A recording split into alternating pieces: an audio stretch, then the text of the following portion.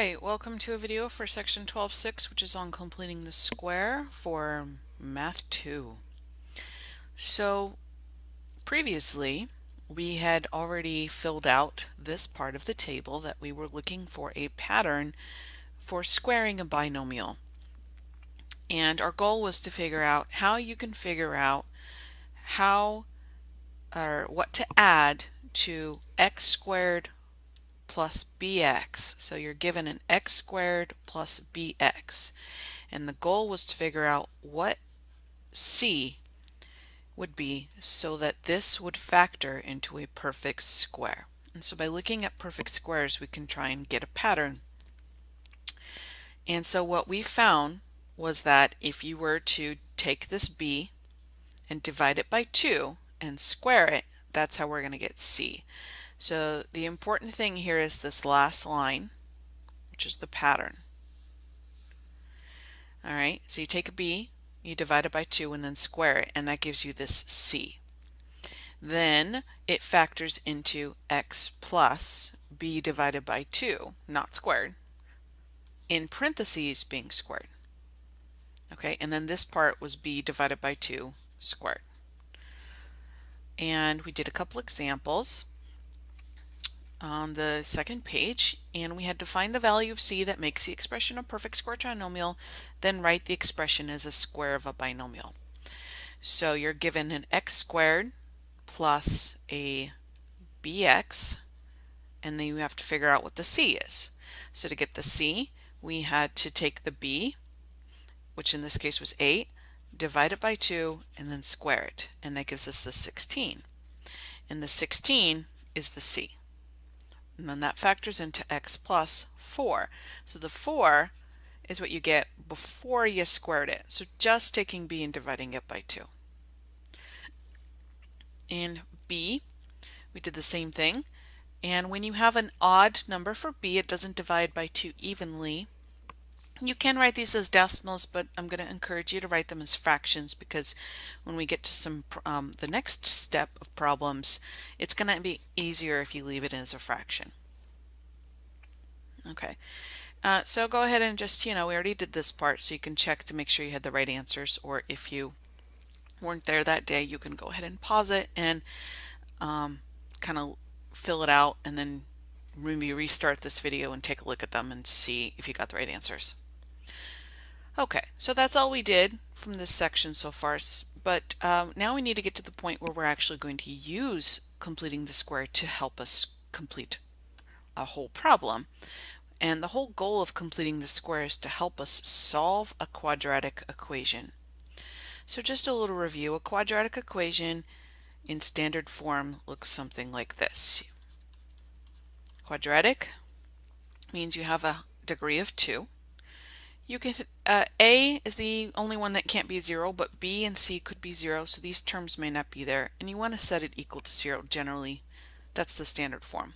Although we're not necessarily going to care about the 0, setting it equal to 0 for this method. So we've already learned one method, actually a couple methods. We learned how to solve this by graphing, by looking at the x-intercepts. In certain cases you can use square roots, but that's only if the b is 0. And the other way that we learned is factoring. Now factoring only works if you are given a factorable quadratic. The method that you're about to learn using the completing the square is going to be usable regardless of if it is factorable, so that makes it more useful. Okay, so let's go through the steps, and then we are going to try some.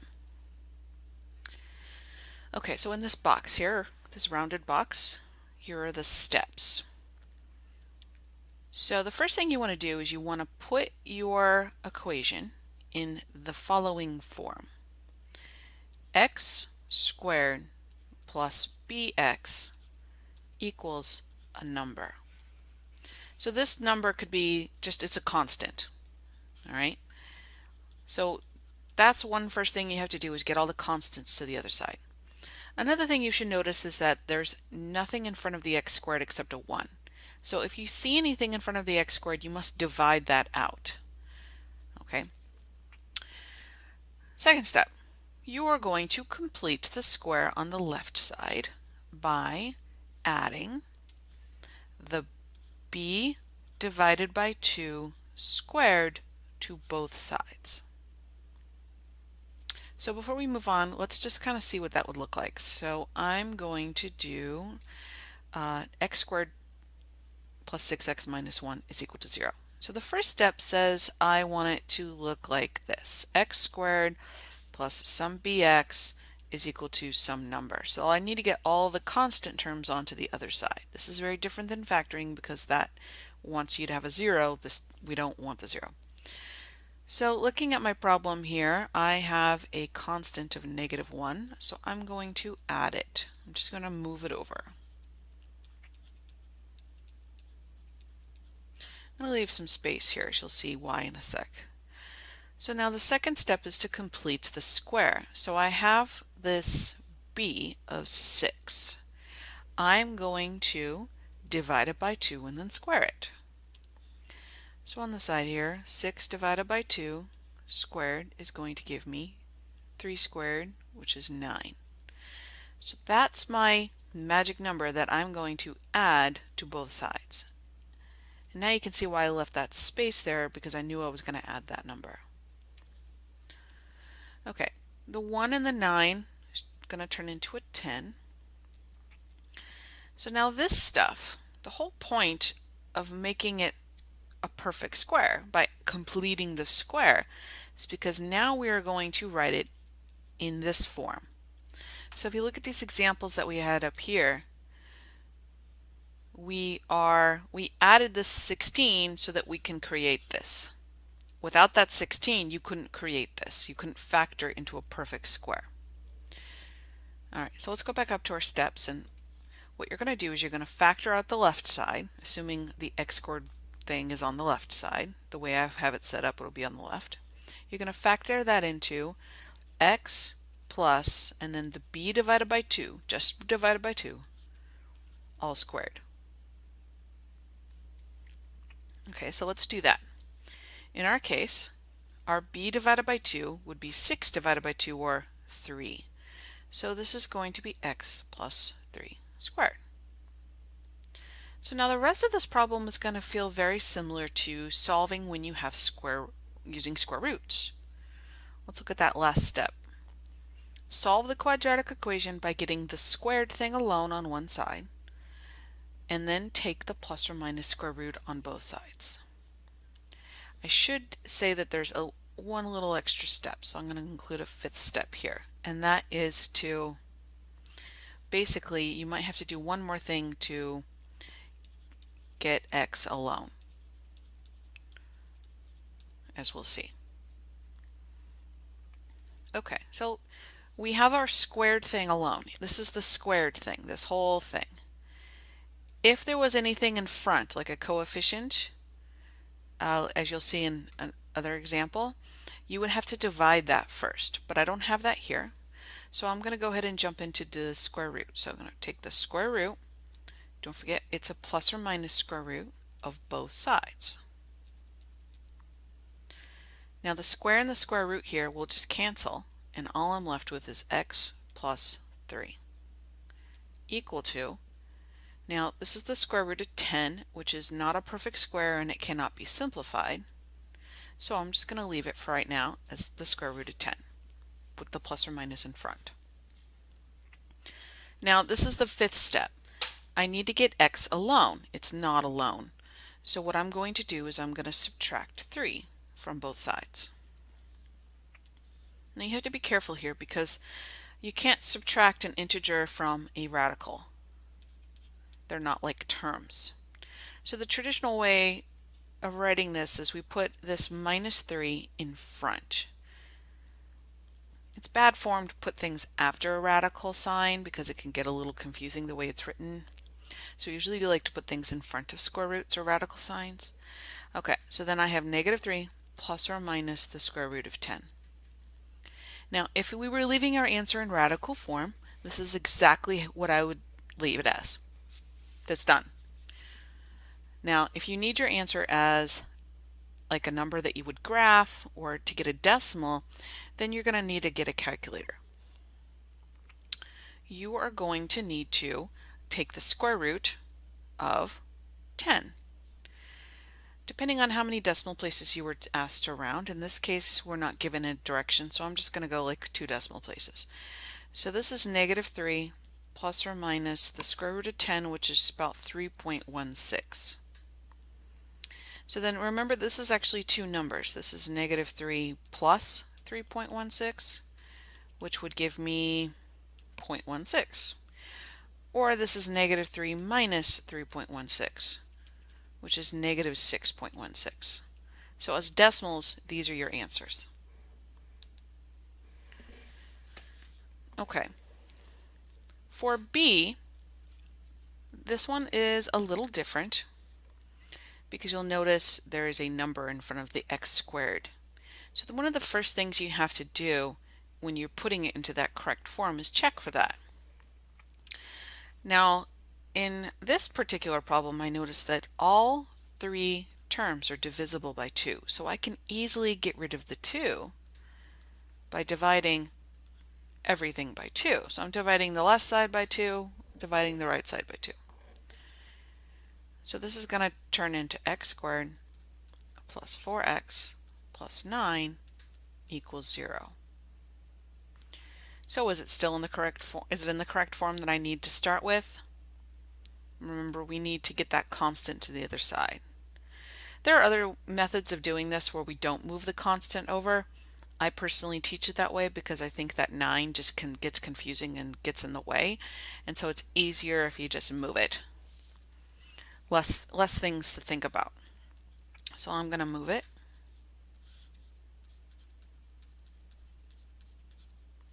I'm going to leave that space.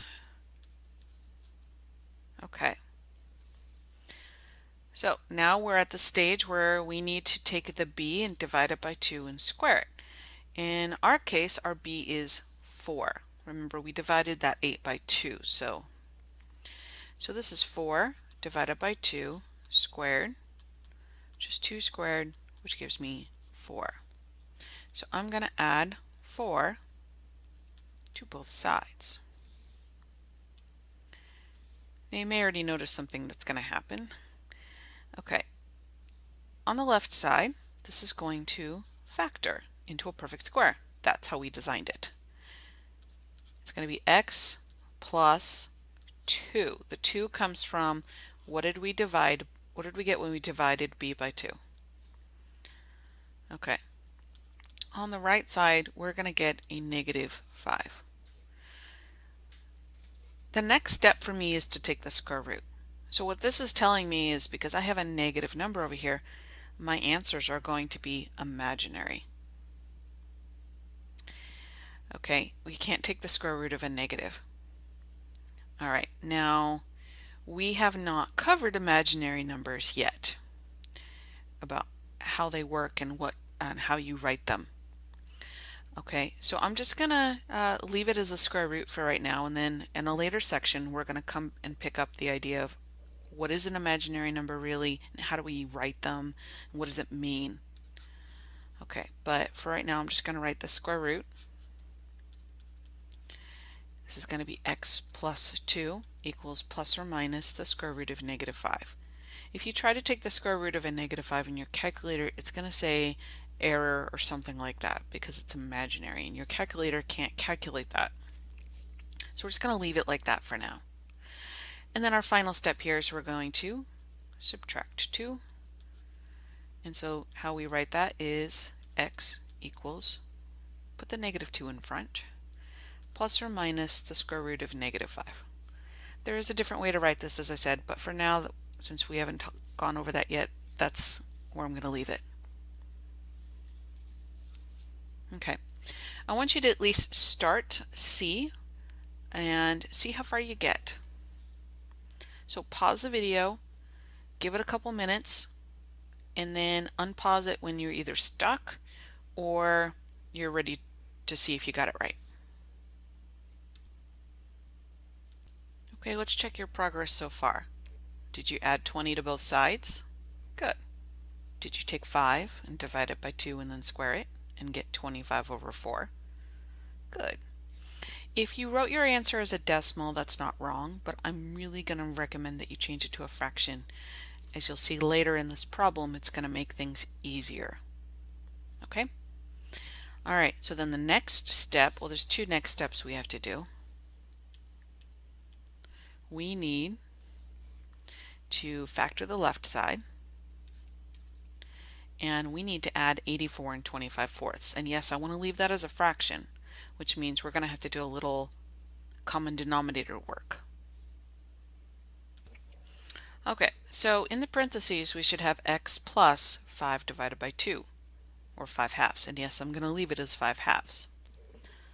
On the other side, we have a common denominator of 4, so I multiplied 84 by 4 over 4 to get 336 over 4, and then we added that to 25 over 4 to get 361 over 4, and yes, I want to leave it as an improper fraction.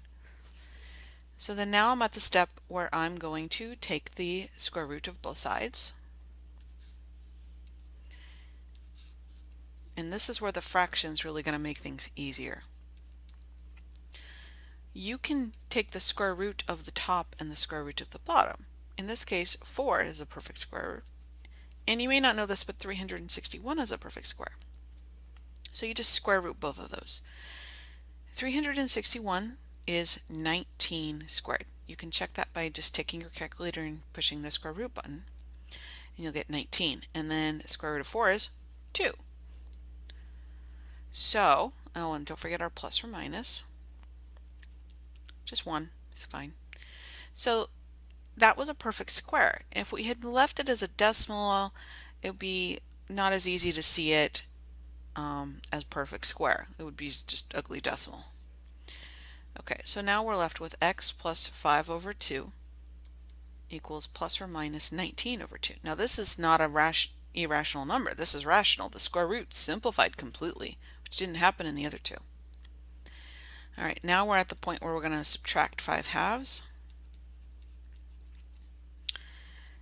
So let's break this down into the two answers. We're really doing positive 19 over 2 minus 5/2 and negative 19 over 2 minus 5/2,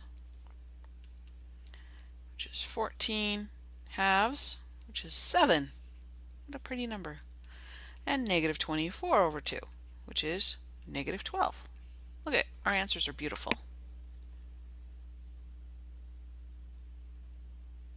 Okay, there's one more problem. This is definitely going to be the most challenging, but I want you to, well, I'm going to get it started for you because you haven't seen that step yet. Okay, so to put it in our correct form, we need to get rid of move the 9 over. But you'll notice, ew, there's a 3 here, isn't there? Okay, so we could just divide everybody by 3, but not everybody is divisible by 3. The 4 is not divisible by 3, but that's okay. We are going to have to leave it as a fraction. So dividing everything by 3 gives us x squared plus 4/3 x equals 3. Now it's in the correct form, but it is going to definitely be more challenging. It's challenging enough when the b that you get is an odd number, but now it's a fraction.